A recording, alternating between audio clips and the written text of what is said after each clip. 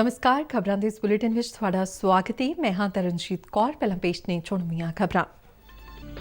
केंद्रीय गृह मंत्री अमित शाह अनुसार आज़ादी का अमृत महोत्सव का मंतव नवीं पीढ़ी विच देश भगती की भावना नूं जगाउणा है। पंजाब के राजपाल ने सरहदी जिलिਆਂ नाल संबंधित महत्वपूर्ण मुद्दों का जायजा लैण लई पठानकोट विच कीती मीटिंग।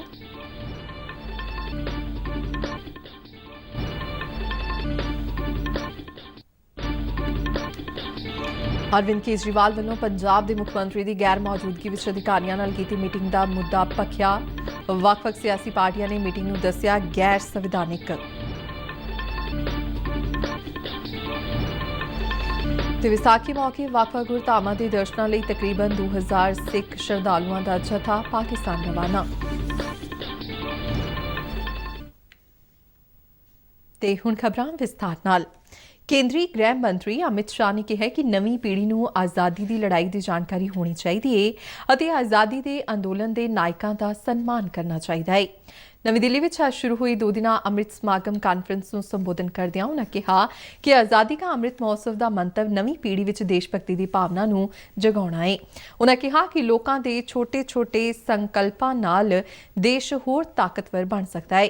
अमित शाह ने कहा कि पिछले 1 साल में केंद्र सरकार ने आज़ादी का अमृत महोत्सव तहत 25,000 तो वध प्रोग्राम आयोजित किए हैं, जबकि सूबियां ते केंद्र शासित प्रदेशों ने सिर्फ 7,200 प्रोग्रामों का ही आयोजन किया है। आजादी के 75 साल एक मानो में ढेर सारी उपलब्धियों के साल हैं। एक मानो में आजादी से लेकर अब तक भारत को विश्व के मंच पर प्रथम पंक्ति में बैठाने में हम सफल हुए हैं।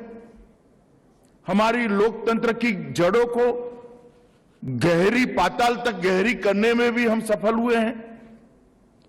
विकास के सभी क्षेत्रों में कई कीर्तिमान हम सबने संयुक्त पुरुषार्थ से रचे हैं और साथ साथ हमारी संस्कृति और हमारे इतिहास को भी संरक्षित और संवर्धित रखने में हमने सफलता प्राप्त की है।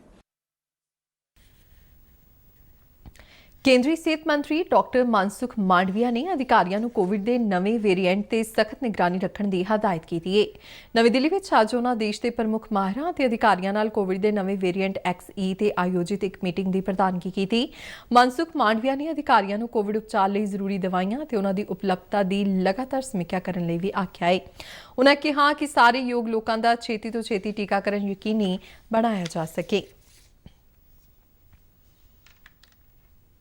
पंजाब के राजपाल बनवारी लाल पुरोहित ने सरहदी जिलिਆਂ पठानकोट, गुरदासपुर, अमृतसर और तरनताਰਨ नाल संबंधित महत्वपूर्ण मुद्दों का जायजा लैण लई अज पठानकोट विच मीटिंग की।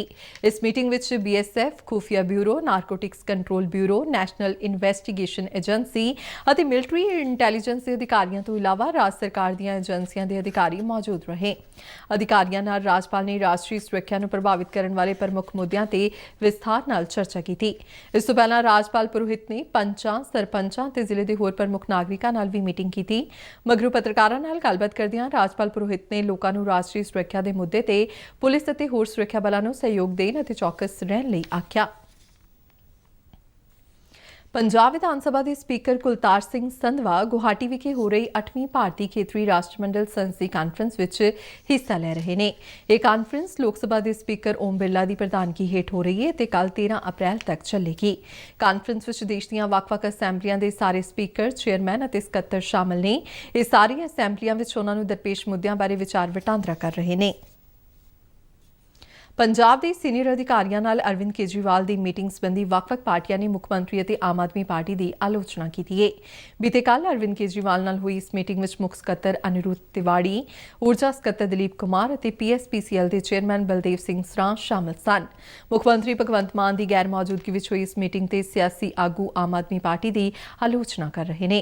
भारतीय जनता पार्टी के कौमी जनरल सकत्तर तरन चुग ने मुख्यमंत्री भगवंत मान नूं रबर स्टैंप मुख्यमंत्री बनाउण लई अरविंद केजरीवाल की तीखी आलोचना की है। चंडीगढ़ तो जारी एक बयान में उन्होंने कहा कि केजरीवाल वालों पंजाब के अधिकारियों नाल मीटिंग करना पूरी तरह गैर संविधानिक है। उन्होंने कहा कि इस नाल एक खदशा सही साबित होया है कि केजरीवाल ही पंजाब के सुप्रीमो होणगे, जबकि भगवंत मान उन्हां दी रबर स्टैंप होणगे। ਸਾਬਕਾ ਮੁੱਖ ਮੰਤਰੀ ਕੈਪਟਨ ਅਮਰਿੰਦਰ ਸਿੰਘ ਨੇ ਟਵੀਟ ਕਰਦਿਆਂ ਲਿਖਿਆ ਕਿ ਕੇਜਰੀਵਾਲ ਨੇ ਉਮੀਦ ਤੋਂ ਪਹਿਲਾਂ ਹੀ ਪੰਜਾਬ ਤੇ ਕਬਜ਼ਾ ਕਰ ਲਿਆ ਏ। ਨਾਲ ਹੀ ਉਨ੍ਹਾਂ ਭਗਵੰਤ ਮਾਨ ਨੂੰ ਰਬੜ ਦੀ ਸਟੈਂਪ ਦੱਸਿਆ। ਸ਼੍ਰੋਮਣੀ ਅਕਾਲੀ ਦਲ ਦੇ ਪ੍ਰਧਾਨ ਸੁਖਬੀਰ ਬਾਦਲ ਨੇ ਵੀ ਇਸ ਮੀਟਿੰਗ ਨੂੰ ਗੈਰ ਸੰਵਿਧਾਨਿਕ ਅਤੇ ਨਾ ਮੰਨਣਯੋਗ ਦੱਸਦਿਆਂ ਟਵੀਟ ਕੀਤਾ। ਪਾਰਟੀ ਦੇ ਆਗੂ ਦਲਜੀਤ ਸਿੰਘ ਚੀਮਾ ਨੇ ਸਵਾਲ ਕੀਤਾ ਕਿ ਸਾਨੂੰ ਇਸ ਦੇ ਬਦਲਾਅ ਦੀ ਉਡੀਕ ਸੀ। ਪੰਜਾਬ ਕਾਂਗਰਸ ਪ੍ਰਧਾਨ ਅਮਰਿੰਦਰ ਸਿੰਘ ਰਾਜਾ ਵੜਿੰਗ ਨੇ ਵੀ ਸਵਾਲ ਕੀਤਾ ਕਿ ਕੀ ਪੰਜਾਬ ਨੂੰ ਦਿੱਲੀ ਵਾਲਿਆਂ ਦੀ ਕਠਪੁਤਲੀ ਬਣਾ ਦਿੱਤਾ ਜਾਵੇਗਾ। ਇਸ ਦੇ ਨਾਲ ਹੀ ਉਨ੍ਹਾਂ ਮੁੱਖ ਮੰਤਰੀ ਭਗਵੰਤ ਮਾਨ ਨੂੰ ਇਸ ਮੀਟਿੰਗ ਦੇ ਮੁੱਦੇ ਨੂੰ ਜਨਤਕ ਕਰਨ ਦੀ ਅਪੀਲ ਕੀਤੀ ਹੈ। इस दौरान भारतीय जनता पार्टी के सीनियर नेता ते साबका मंत्री मनोरंजन कालिया ने अरविंद केजरीवाल वालों पंजाब के अधिकारियों नाल मीटिंग करन नूं गैर संविधानिक दस्सिया है। उन्हां इस बारे पंजाब के राजपाल नूं एक खत लिखिया है। मनोरंजन कालिया ने राजपाल नूं इस सारे मामले नूं देखदिआं अधिकारियों तो जवाब तलबी करन अते भविख विच उन्हां नूं अपणीआं संविधानिक ड्यूटियां दे पैरामीटरां नूं ना लंघण संबंधी जरूरी हदायतां देण दी मंग कीती है। आज़ादी का अमृत महोत्सव ਨੂੰ ਸਮਰਪਿਤ आज़ादी का सफर तहत ਅਸੀਂ ਭਾਰਤ ਦੀ ਆਜ਼ਾਦੀ ਵਿੱਚ ਯੋਗਦਾਨ ਪਾਉਣ ਵਾਲੇ ਵੱਖ-ਵੱਖ ਮੰਨੇ ਪਰਮੰਨੇ ਅਤੇ ਗੁਮਨਾਮ ਆਜ਼ਾਦੀ ਸੰਗਰਾਮੀਆਂ ਦੇ ਜੀਵਨ ਦੇ ਪਹਿਲੂਆਂ ਤੋਂ ਤੁਹਾਨੂੰ ਜਾਣੂ ਕਰਵਾਉਂਦੇ ਹਾਂ। ਇਸ ਤੋਂ ਇਲਾਵਾ ਆਜ਼ਾਦੀ ਦੇ ਸੰਘਰਸ਼ ਨਾਲ ਜੁੜੀਆਂ ਹੋਰ ਗਤੀਵਿਧੀਆਂ ਬਾਰੇ ਵੀ ਦੱਸਦੇ ਹਾਂ। ਅੱਜ ਦੀ ਕੜੀ ਵਿੱਚ ਅਸੀਂ ਤੁਹਾਨੂੰ ਭੋਲੋ ਅਤੇ ਮੋਲੋ, ਸਾਰਜਹਾ, ਰਾਖਾਲ ਦਾਸ ਬੰਦੋਪਾਧਿਆਏ ਅਤੇ ਧਰਮ ਛੋਟਾ ਪਹਾੜੀਆਂ ਬਾਰੇ ਜਾਣਕਾਰੀ ਦੇ ਰਹੇ ਹਾਂ।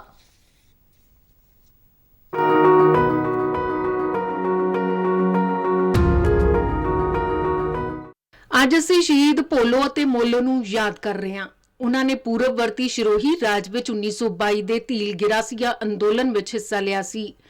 ਬ੍ਰਿਟਿਸ਼ ਫੌਜ ਦੇ ਨਾਲ ਲੜਾਈ ਦੌਰਾਨ 12 ਅਪ੍ਰੈਲ 1922 ਨੂੰ ਉਹਨਾਂ ਨੇ ਸ਼ਹੀਦੀ ਪ੍ਰਾਪਤ ਕੀਤੀ। ਭੋਲੋ ਅਤੇ ਮੋਲੋ ਨੇ ਇੱਕ ਹੀ ਅੰਦੋਲਨ ਵਿੱਚ ਹਿੱਸਾ ਲਿਆ ਸੀ ਜੋ ਸਰਕਾਰੀ ਅਧਿਕਾਰੀਆਂ ਵੱਲੋਂ ਜਨਜਾਤੀ ਲੋਕਾਂ ਤੇ ਤਸ਼ੱਦਦ ਦਾ ਵਿਰੋਧ ਕਰਨ ਲਈ ਸ਼ੁਰੂ ਕੀਤਾ ਗਿਆ ਸੀ। ਇਸ ਅੰਦੋਲਨ ਦੇ ਮਾਧਿਅਮ ਰਾਹੀਂ ਸਭ ਤੋਂ ਉੱਚਾ ਟੈਕਸ ਰੇਟ ਅਤੇ ਸਿਰੋਹੀ ਰਾਜ ਵਿੱਚ ਜਬਰਨ ਮਜ਼ਦੂਰੀ ਦੇ ਸਬੰਧ ਵਿੱਚ ਜਨਜਾਤੀ ਲੋਕਾਂ ਦੀਆਂ ਸ਼ਿਕਾਇਤਾਂ ਦੂਰ ਕਰਨ ਦੀ ਮੰਗ ਕੀਤੀ ਗਈ ਸੀ।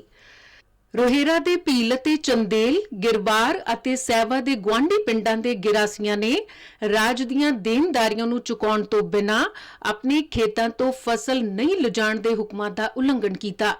ਜਨਜਾਤੀ ਲੋਕਾਂ ਦੀ ਭੀੜ ਇਕੱਠਾ ਹੋਣ ਦਾ ਸਮਾਚਾਰ ਸੁਣ ਕੇ ਰਾਜ ਦੀ ਫੌਜ ਅਤੇ ਅੰਗਰੇਜ਼ਾਂ ਦੇ 200 ਸੈਨਿਕ ਮੇਜਰ ਰਿਚਰਡਸ ਦੀ ਅਗਵਾਈ 'ਚ ਮੌਕੇ ਤੇ ਪਹੁੰਚੇ ਅਤੇ ਭੀੜ ਨੂੰ ਤਿੱਤਰ-ਬਿੱਤਰ ਹੋਣ ਦੀ ਚੇਤਾਵਨੀ ਦੇਣ ਤੋਂ ਬਿਨਾਂ 12 ਅਪ੍ਰੈਲ 1922 ਨੂੰ ਗੋਲੀਬਾਰੀ ਸ਼ੁਰੂ ਕਰ ਦਿੱਤੀ।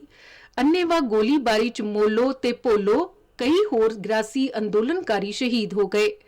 ਗੋਲੀਬਾਰੀ ਦੇ ਨਾਲ-ਨਾਲ ਫੌਜ ਨੇ ਪਿੰਡ ਨੂੰ ਲੁੱਟਿਆ ਅਤੇ ਅੱਗ ਲਗਾ ਦਿੱਤੀ। ਮਹਾਨ ਵੀਰਾਂ ਨੂੰ ਨਮਨ। ਅੱਜ ਵੀਰ ਸਾਰਜਾ ਨੂੰ ਯਾਦ ਕਰ ਰਹੇ ਹਾਂ।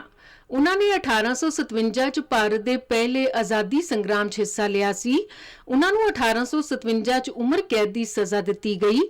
12 ਅਪ੍ਰੈਲ 1959 ਨੂੰ ਅੰਡੇਮਾਨ ਦਵੀਪ ਸਮੂਹ 'ਚ ਉਹਨਾਂ ਦਾ ਦੇਹਾਂਤ ਹੋ ਗਿਆ।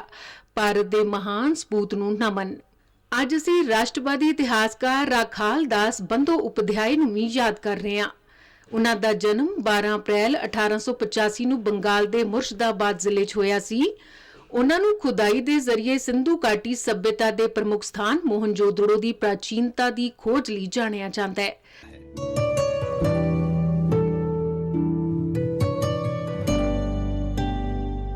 ਰਾਖਾਲ ਦਾਸ ਨੇ ਕੋਲਕਾਤਾ 'ਚ ਭਾਰਤੀ ਸੰਗ੍ਰਹਿਆਲਿਆਂ, ਭਾਰਤੀ ਪੁਰਾਤੱਤਵ ਸਰਵੇਖਣ ਅਤੇ ਕਾਸ਼ੀ ਹਿੰਦੂ ਵਿਸ਼ਵ ਵਿਦਿਆਲੇ 'ਚ ਕੰਮ ਕੀਤਾ। ਉਹ ਭਾਰਤੀ ਸਭਿਅਤਾ ਦੇ ਵਿਆਪਕ ਵਿਚਾਰ ਵਾਲੇ ਰਾਸ਼ਟਰਵਾਦੀ ਇਤਿਹਾਸਕਾਰ ਸਨ। ਪ੍ਰਾਚੀਨ ਸ਼ਿਲਾਲੇਖਾਂ ਦੇ ਅਧਿਐਨ ਅਤੇ ਪੁਰਾਲੇਖਾਂ ਦੇ ਖੇਤਰ ਵਿੱਚ ਰਾਖਾਲ ਦਾਸ ਦਾ ਯੋਗਦਾਨ ਉੱਤਮ ਹੈ। ਸ਼ਿਲਾਲੇਖਾਂ ਅਤੇ ਪਾਂਡੂ ਲਿਪੀਆਂ ਦੇ ਆਧਾਰ ਤੇ ਬਾਂਗਲਾ ਲਿਪੀ ਦੇ ਵਿਕਾਸ ਦਾ ਪਤਾ ਲਗਾਉਣ ਲਈ ਬਾਂਗਲਾ ਲਿਪੀ ਦੇ ਵਿਕਾਸ ਬਾਰੇ ਉਹਨਾਂ ਦਾ ਕਾਰਜ ਅਹਿਮ ਸੀ। ਰਾਖਾਲ ਦਾਸ ਨੇ ਮੁਦਰਾ ਸੰਗ੍ਰਹਿਣ, ਪ੍ਰਾਚੀਨ ਅਤੇ ਮੱਧਕਾਲੀਨ ਭਾਰਤ ਦੇ ਸਿੱਕਿਆਂ ਦੇ ਮਹੱਤਵਪੂਰਨ ਵਿਸ਼ਲੇਸ਼ਣ ਅਤੇ ਵਿਗਿਆਨਕ ਅਧਿਐਨ ਦੇ ਖੇਤਰ ਵਿੱਚ ਵੀ ਕੰਮ ਕੀਤਾ। ਬੰਦੋਪਾਧਿਆਏ ਨੂੰ ਮੋਹਨਜੋਦੜੋ 'ਚ ਬੁੱਧ ਕਾਲ ਤੋਂ ਪੂਰਬ ਦੀਆਂ ਕਲਾਕ੍ਰਿਤੀਆਂ ਦੀ ਖੁਦਾਈ ਅਤੇ ਮੋਹਨਜੋਦੜੋ ਅਤੇ ਹੜੱਪਾ ਵਰਗੇ ਸਥਾਨਾਂ ਤੇ ਵਰਣਨਯੋਗ ਸਮਾਨਤਾ ਲਈ ਵੀ ਜਾਣਿਆ ਜਾਂਦਾ ਹੈ। ਉਹਨਾਂ ਦੀ ਖੋਜ ਦੇ ਕਾਰਨ ਦੋਨਾਂ ਸਥਾਨਾਂ ਦੀ ਖੁਦਾਈ ਕੀਤੀ ਗਈ। ਸਭਿਅਤਾ ਦੇ ਬਾਰੇ 'ਚ ਉਹਨਾਂ ਦੀ ਵਿਆਖਿਆ ਅਤੇ ਵਿਸ਼ਲੇਸ਼ਣ ਅਨੇਕ ਆਲੇਖਾਂ ਤੇ ਪੁਸਤਕਾਂ ਵਿੱਚ ਪ੍ਰਕਾਸ਼ਿਤ ਹੋਏ, ਜਿਨ੍ਹਾਂ ਵਿੱਚ ਐਨ Indian city 5000 years ago, Mohenjodaro ਇਨ ਬੰਗਲਾ ਅਤੇ ਮੋਹਨਜੋਦੜੋ ਅ ਫॉरगॉटन ਰਿਪੋਰਟ ਪ੍ਰਮੁੱਖ ਨੇ। ਉਹਨਾਂ ਨੇ ਕਈ ਇਤਿਹਾਸਕ ਨਾਵਲ ਵੀ ਲਿਖੇ। ਰਾਖਾਲ ਦਾਸ ਨੇ ਪ੍ਰਾਚੀਨ ਤੇ ਆਰੰਭਿਕ ਮੱਧਕਾਲੀਨ ਮੂਰਤੀਆਂ ਅਤੇ ਅਸਮ 'ਚ ਪ੍ਰਾਚੀਨ ਇਮਾਰਤਾਂ ਦੇ ਪੁਰਾ ਵਿਸ਼ੇਸ਼ਾਂ ਤੇ ਵੀ ਕੰਮ ਕੀਤਾ ਅਤੇ ਤੇਜਪੁਰ ਦੇ ਨੇੜੇ ਦਾ ਪਰਬਤੀਆ ਦੇ ਮੰਦਿਰ ਦੇ ਖੰਡਰ ਦੇ ਦਰਵਾਜ਼ਿਆਂ ਅਤੇ ਚੌਖਟਾਂ ਦੀ ਲੱਕੜ ਕਲਾ ਦੀ ਖੋਜ ਕੀਤੀ। ਰਾਖਾਲ ਦਾਸ ਜੀਵਨ ਦੇ ਅੰਤ ਸਮੇਂ ਤੱਕ ਭਾਰਤ ਦੇ ਇਤਿਹਾਸਕ ਸਥਾਨਾਂ ਦੀ ਖੋਜ ਕਰਦੇ ਰਹੇ। 23 ਮਈ 1930 ਨੂੰ 45 ਸਾਲ ਦੀ ਉਮਰ ਵਿੱਚ ਉਹਨਾਂ ਦਾ ਦੇਹਾਂਤ ਹੋ ਗਿਆ। ਮਹਾਨ ਰਾਸ਼ਟਰਵਾਦੀ ਨੂੰ ਸ਼ਤ-ਸ਼ਤ ਨਮਨ। ਅਸੀਂ ਵੀਰ ਧਰਮ ਛੋਟਾ ਪਹਾੜੀਆਂ ਨੂੰ ਵੀ ਸ਼ਰਧਾਂਜਲੀ ਭੇਂਟ ਕਰ ਰਹੇ ਹਾਂ। ਉਹ ਵਰਤਮਾਨ ਝਾਰਖੰਡ ਦੇ ਸੰਥਾਲ ਪਰਗਨਾ ਦੇ ਨਿਵਾਸੀ ਸਨ। ਉਹਨਾਂ ਨੇ 1942 ਦੇ ਭਾਰਤ ਛੱਡੋ ਅੰਦੋਲਨ ਵਿੱਚ ਸਰਗਰਮ ਰੂਪ 'ਚ ਭਾਗ ਲਿਆ। ਅੰਦੋਲਨ ਦੌਰਾਨ ਉਹਨਾਂ ਨੂੰ ਗ੍ਰਿਫਤਾਰ ਕਰ ਲਿਆ ਗਿਆ। 12 ਅਪ੍ਰੈਲ 1943 ਨੂੰ ਡੁਮਕਾ ਜੇਲ੍ਹ ਵਿੱਚ ਉਹਨਾਂ ਦਾ ਦੇਹਾਂਤ ਹੋ ਗਿਆ। ਮਾਤਰ ਭੂਮੀ ਦੇ ਵੀਰ ਸਪੂਤ ਨੂੰ ਸ਼ਤ-ਸ਼ਤ ਨਮਨ।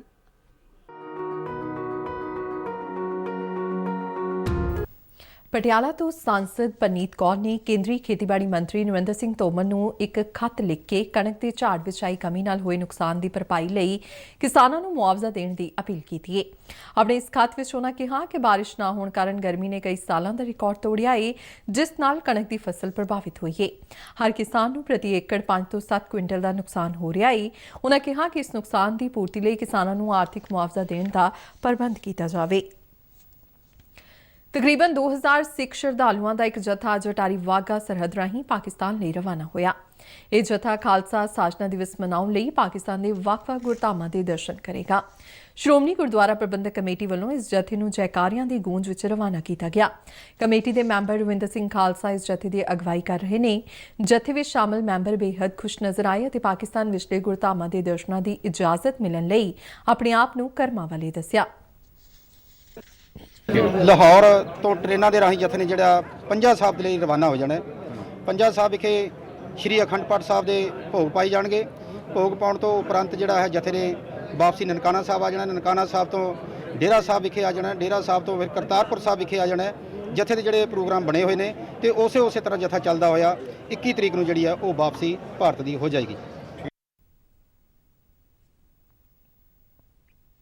ਸਮਾਜ ਸੇਵੀ ਸੰਸਥਾ ਦਿਸ਼ਾਦੀਪ, ਨਿਸ਼ਕਾਮ ਸੇਵਾ ਵੈਲਫੇਅਰ ਸੁਸਾਇਟੀ ਅਤੇ ਜ਼ਿਲ੍ਹਾ ਰੈੱਡ ਕਰਾਸ ਸੁਸਾਇਟੀ ਨੇ ਨਸ਼ਾ ਮੁਕਤ ਸਮਾਜ ਦੀ ਸਿਰਜਣਾ ਵਿੱਚ ਵਿਦਿਆਰਥੀ ਵਰਗ ਦਾ ਯੋਗਦਾਨ ਵਿਸ਼ੇ ਤੇ ਅੱਜ ਮੇਹਰਚੰਦ ਪੋਲੀਟੈਕਨਿਕ ਕਾਲਜ ਜਲੰਧਰ ਵਿਖੇ ਇੱਕ ਸੈਮੀਨਾਰ ਦਾ ਆਯੋਜਨ ਕੀਤਾ। ਮੁੱਖ ਮਹਿਮਾਨ ਵਜੋਂ ਬੋਲਦਿਆਂ ਸਹਾਇਕ ਪੁਲਿਸ ਕਮਿਸ਼ਨਰ ਸੁਵਿੰਦਰਪਾਲ ਸਿੰਘ ਨੇ ਕਿਹਾ ਕਿ ਨਸ਼ੇ ਦੀ ਬੁਰਾਈ ਰੋਕਣ ਲਈ ਕਈ ਯਤਨ ਕੀਤੇ ਜਾ ਰਹੇ ਨੇ। ਉਨ੍ਹਾਂ ਕਿਹਾ ਕਿ ਪੰਜਾਬ ਸਰਕਾਰ ਵੱਲੋਂ ਚਲਾਏ ਜਾ ਰਹੇ ਨਸ਼ਾ ਮੁਕਤੀ ਕੇਂਦਰਾਂ ਵਿੱਚ ਇਲਾਜ ਤੇ ਦਵਾਈਆਂ ਦੀ ਮੁਫਤ ਸਹੂਲਤ ਉਪਲਬਧ ਹੈ। ਕਾਲਜ ਦੇ ਵਿਦਿਆਰਥੀਆਂ ਨੇ ਸਰਕਾਰ ਦੇ ਸੰਕਲਪ ਅਤੇ ਪਹਿਲ ਨਸ਼ਾ ਮੁਕਤ ਤੇ ਖੁਸ਼ਹਾਲ ਪੰਜਾਬ ਦੀ ਮਜ਼ਬੂਤ ਸਿਰਜਣਾ ਵਿੱਚ ਆਪਣਾ ਯੋਗਦਾਨ ਦੇਣ ਦਾ ਪ੍ਰਣ ਲਿਆ। ਵਾਤਾਵਰਣ ਸ਼ੁੱਧਤਾ ਅਤੇ ਸੁਰੱਖਿਆ ਲਈ ਪੌਦੇ ਲਗਾਏ ਗਏ ਅਤੇ ਨਸ਼ਾ ਮੁਕਤੀ ਲਈ ਕਾਲਜ ਵੱਲੋਂ ਤਿਆਰ ਪੈਂਫਲੇਟ ਵੰਡੇ ਗਏ। ਪ੍ਰਿੰਸੀਪਲ ਜਗਰੂਪ ਸਿੰਘ ਅਤੇ ਦਿਸ਼ਾਦੀਪ ਦੇ ਸੰਸਥਾਪਕ SM ਸਿੰਘ ਤੇ ਸਰਬਜੀਤ ਕੌਰ ਸਮੇਤ ਕਈ ਹੋਰ ਪਤਵੰਤੇ ਇਸ ਮੌਕੇ ਹਾਜ਼ਰ ਸਨ। ਪੰਜਾਬ ਸਮੇਤ ਕਈ ਹੋਰਨਾਂ ਸੂਬਿਆਂ ਵਿੱਚ ਲੋਕਾਂ ਨੂੰ ਜ਼ਬਰਦਸਤ ਗਰਮੀ ਦਾ ਸਾਹਮਣਾ ਕਰਨਾ ਪੈ ਰਿਹਾ ਹੈ। ਕਈ ਹਿੱਸੇ ਲੂ ਦੀ ਚਪੇਟ ਵਿੱਚ ਆ ਗਏ ਨੇ। ਜ਼ਿਆਦਾਤਰ ਥਾਵਾਂ ਤੇ ਵੱਧ ਤੋਂ ਵੱਧ ਤਾਪਮਾਨ 40 ਡਿਗਰੀ ਸੈਲਸੀਅਸ ਤੋਂ ਉੱਪਰ ਚੱਲ ਰਿਹਾ ਹੈ। ਮੌਸਮ ਵਿਭਾਗ ਨੇ ਹਾਲਾਂਕਿ ਮੌਜੂਦਾ ਮੌਸਮ ਵਿੱਚ ਬਦਲਾਅ ਦੀ ਸੰਭਾਵਨਾ ਜਤਾਈ ਹੈ ਅਤੇ ਗਰਜ ਚਮਕ ਦੇ ਨਾਲ 30 ਤੋਂ 40 ਕਿਲੋਮੀਟਰ ਦੀ ਰਫ਼ਤਾਰ ਨਾਲ ਤੇਜ਼ ਹਵਾਵਾਂ ਚੱਲਣ ਸੰਬੰਧੀ ਯੈਲੋ ਅਲਰਟ ਜਾਰੀ ਕੀਤਾ ਹੈ। ਖਬਰਾਂ ਦੇ ਬੁਲੇਟਿਨ ਸਾਡੇ ਦਰਸ਼ਕ RNU DDK ਜਲੰਧਰ ਦੇ YouTube ਚੈਨਲ, Facebook ਪੇਜ ਅਤੇ Twitter ਹੈਂਡਲ ਤੇ ਵੀ ਦੇਖ ਸਕਦੇ ਨੇ। ਤੇ ਬੁਲੇਟਿਨ ਦੇ ਅਖੀਰ ਵਿੱਚ ਚੁਣਵੀਆਂ ਖਬਰਾਂ ਇੱਕ ਵਾਰ ਫਿਰ ਤੋਂ। ਕੇਂਦਰੀ ਗ੍ਰਹਿ ਮੰਤਰੀ ਅਮਿਤ ਸ਼ਾਹ ਅਨੁਸਾਰ ਆਜ਼ਾਦੀ ਦਾ ਅੰਮ੍ਰਿਤ ਮਹੋਤਸਵ ਦਾ ਮੰਤਵ ਨਵੀਂ ਪੀੜ੍ਹੀ ਵਿੱਚ ਦੇਸ਼ ਭਗਤੀ ਦੀ ਭਾਵਨਾ ਨੂੰ ਜਗਾਉਣਾ ਹੈ।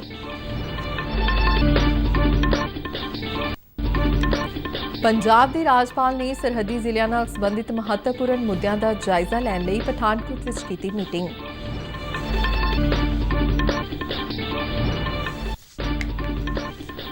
ਅਰਵਿੰਦ ਕੇਜਰੀਵਾਲ ਵੱਲੋਂ ਪੰਜਾਬ ਦੇ ਮੁੱਖ ਮੰਤਰੀ ਦੀ ਗੈਰ ਮੌਜੂਦਗੀ ਵਿੱਚ ਅਧਿਕਾਰੀਆਂ ਨਾਲ ਕੀਤੀ ਮੀਟਿੰਗ ਦਾ ਮੁੱਦਾ ਭਖਿਆ। ਵੱਖ-ਵੱਖ ਸਿਆਸੀ ਪਾਰਟੀਆਂ ਨੇ ਮੀਟਿੰਗ ਨੂੰ ਦੱਸਿਆ ਗੈਰ ਸੰਵਿਧਾਨਕ।